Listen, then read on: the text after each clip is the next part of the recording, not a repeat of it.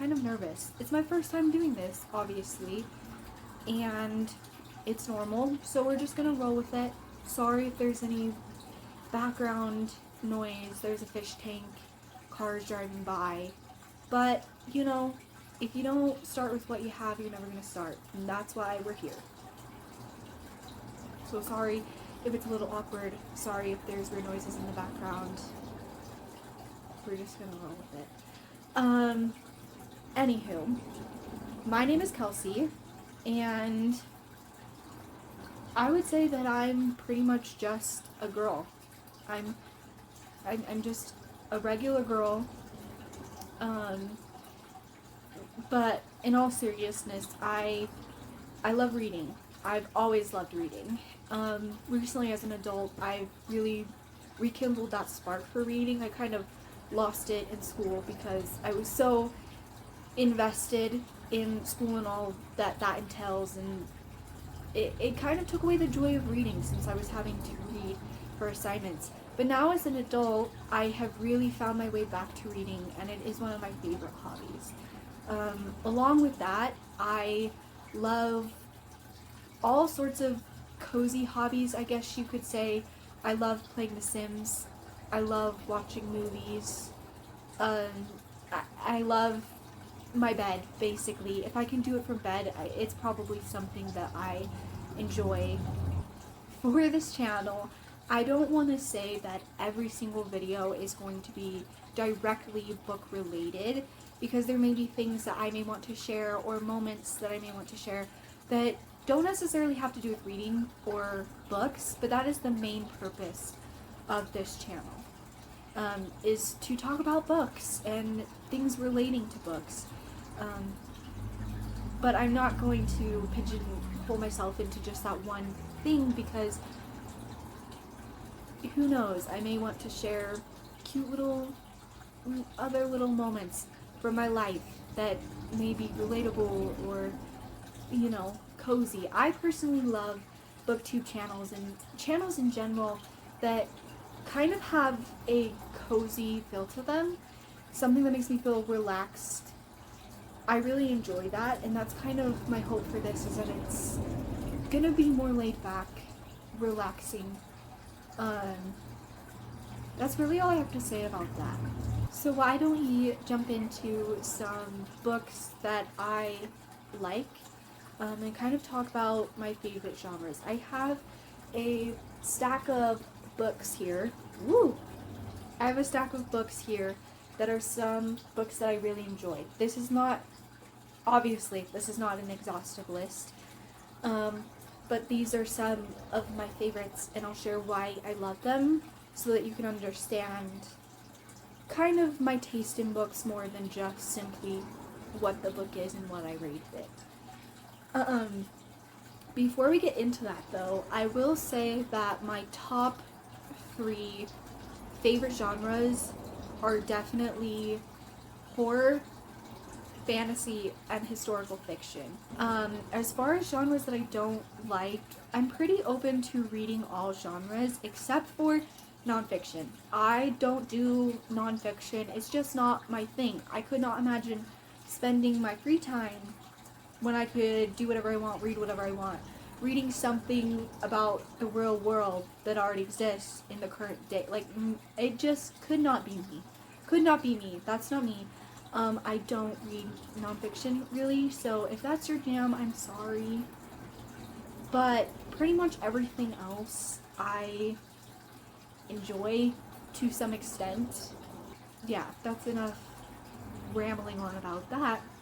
So let's get into some of my favorite books. I'm not going to do these in order from like my favorite to least favorite, just because I feel like it's kind of hard to definitively say where each book would rank, especially because they're from different genres, and that sort of thing. So I'm just going to go in order of how they're stacked.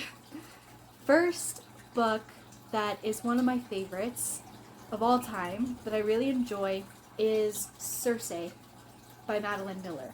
I know some people say Circe. I personally say Circe. I don't know. I think Circe sounds cooler, so that's what I say. So sorry if that bugs you. But this book. First of all, I think mythology books are really enjoyable. I do feel like Greek mythology is overdone though. But Circe, I really, really love this book. Circe is one of the characters that I think about all the time. I very much so in my day-to-day life will be like, what would Circe do in this situation? We love Circe. Amazing character. Madeline Miller, for me, I would have to say is one of my favorite authors. She only has 2 novels out currently and a short story, which I own all of. She has a graduate degree in like mythology or something along those lines. So she goes very in depth on the research on everything. And so I love her books. They're really well thought out.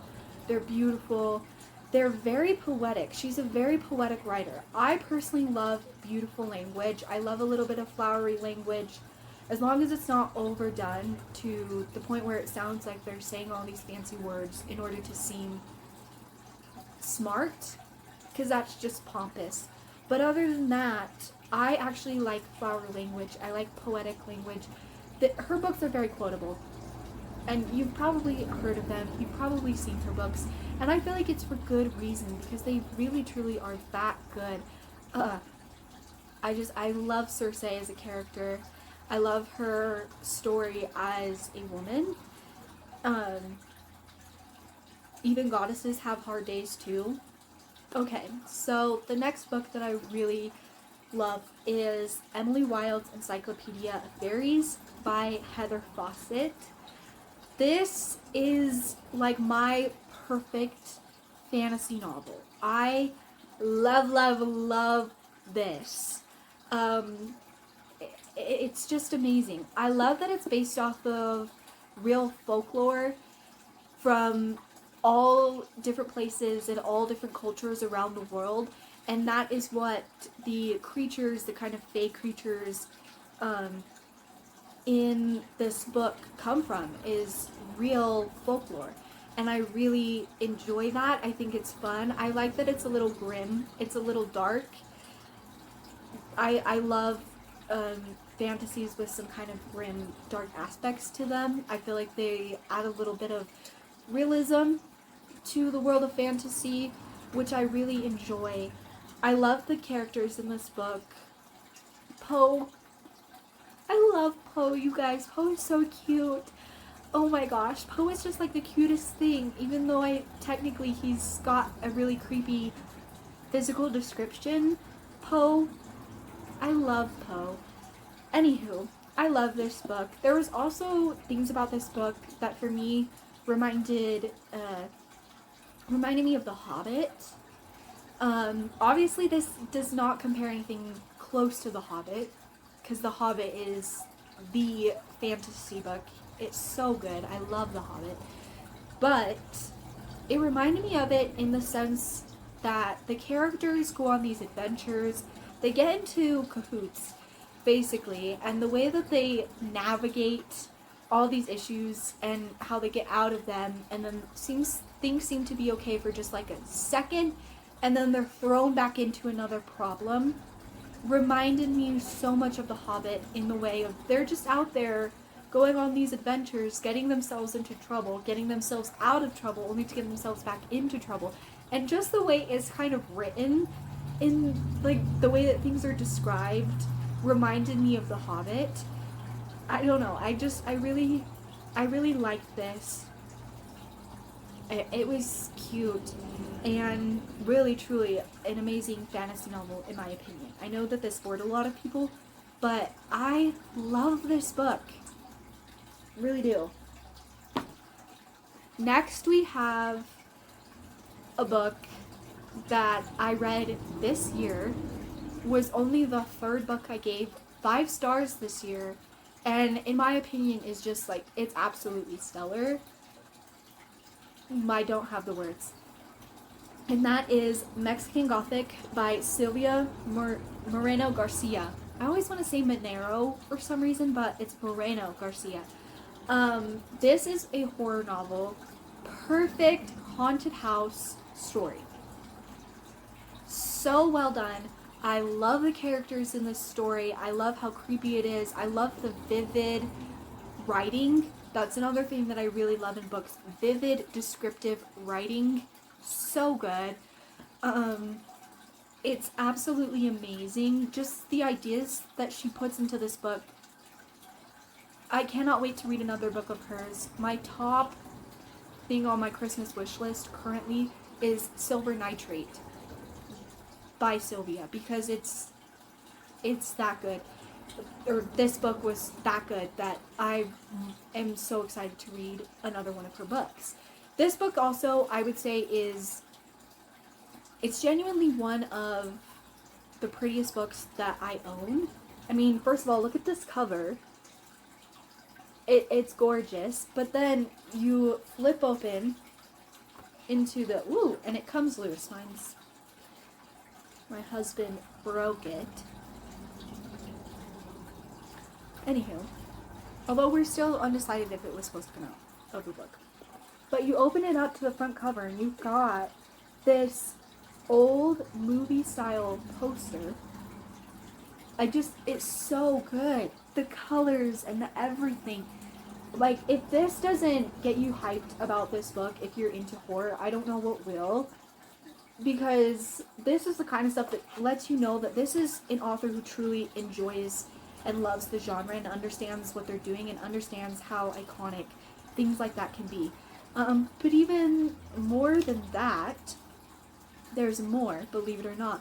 You open it up, there's like this pretty kind of florally, yeah, I guess it's florally, kind of florally, I'm going to take that out, it's fun. But there's this kind of florally pattern, just as an extra page in the book, which is kind of random that I'm talking about this, but it's so pretty. The whole book is so pretty. And then, I can flip through all the pages. And then every single chapter starts with this cutesy font, this like cutesy Gothic font for the chapter number. And then every single first letter in the chapter also starts with a fun font. Like, hello. It's so cute. Next we have the second of Madeline Miller's books, The Song of Achilles. This book has been so popular for good reason. It's amazing. I don't know what else to say. Definitely a very quotable book, very poetic writing, like I said.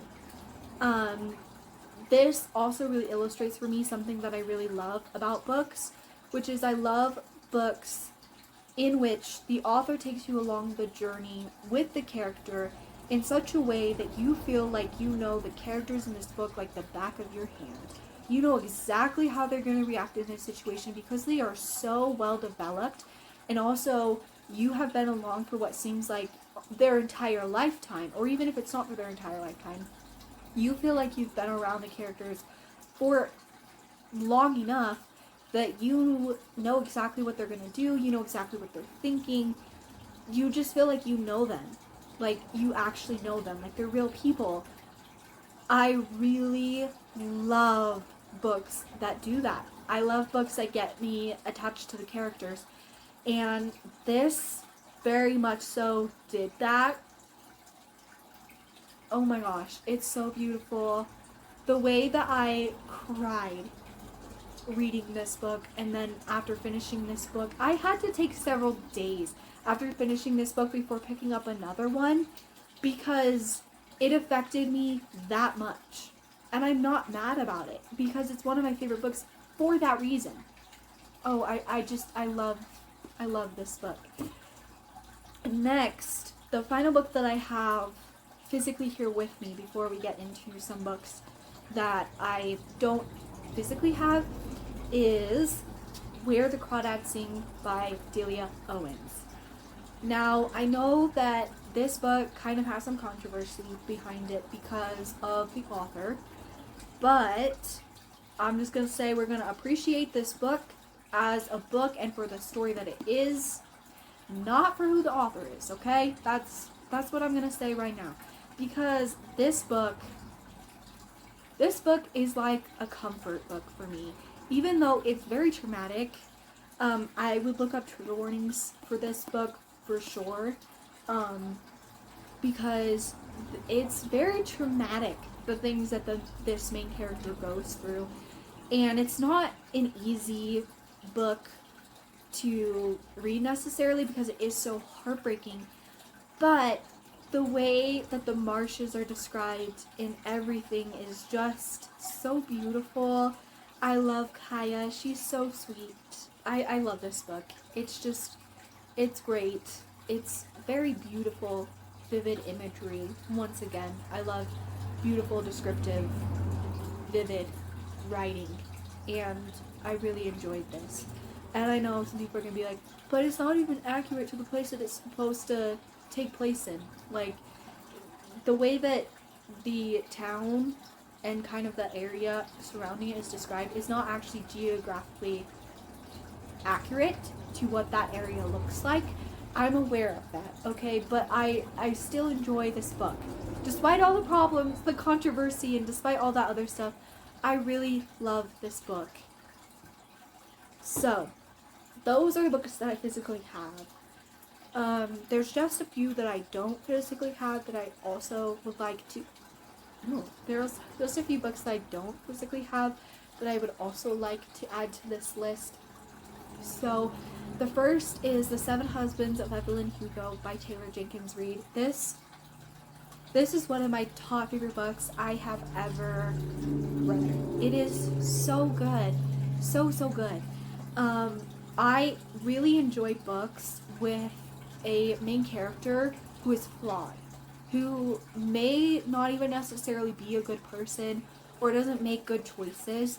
I love books like that because I do feel like it really speaks to human nature and that people aren't perfect. Sometimes when a character just always does the right thing and they're just like this amazing person, that kind of throws me off a little bit, or it's just not my most favorite, because that's just not realistic to how people actually behave.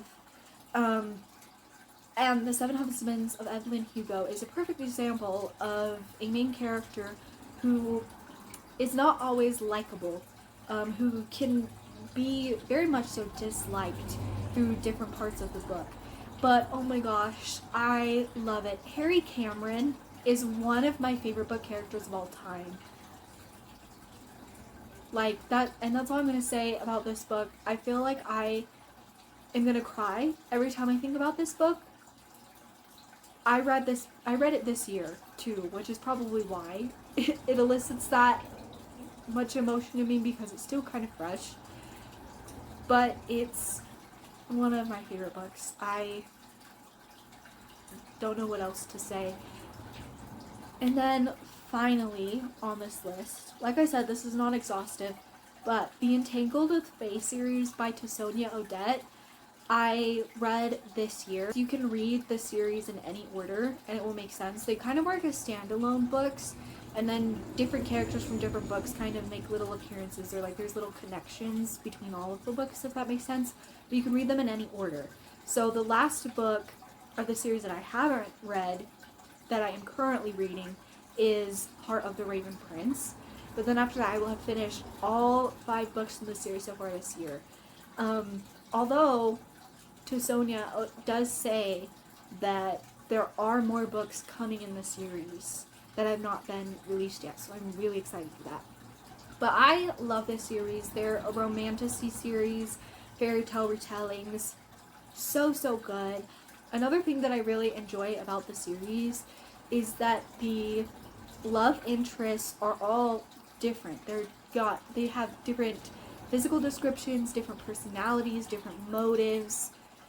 Everything about them is different, and I thoroughly enjoyed that. I personally love when love interests, especially male love interests do not fit the quote-unquote like standard for male beauty. I love when they're not necessarily all chiseled abs and sharp jawline and super tall. That is just so overdone, and I don't know. Personally, for me, I just think it's very unrealistic and not, to me, my standard of attraction. So I enjoy books where the love interests have things about them that make them more realistic or make them different or just like a person. And I find that to be more realistic, and I love those characters a lot more, and I root for their romances a lot more when that's true. The Entangled Fae series has, you know, love interests with different, you know, just different physical descriptions and stuff. Like I said, there is one love interest with a limb difference. There are different heights, different hair colors, eye colors, like I said, personalities. Like, everything is so different about each and every love interest in that series, and I really, really enjoyed it.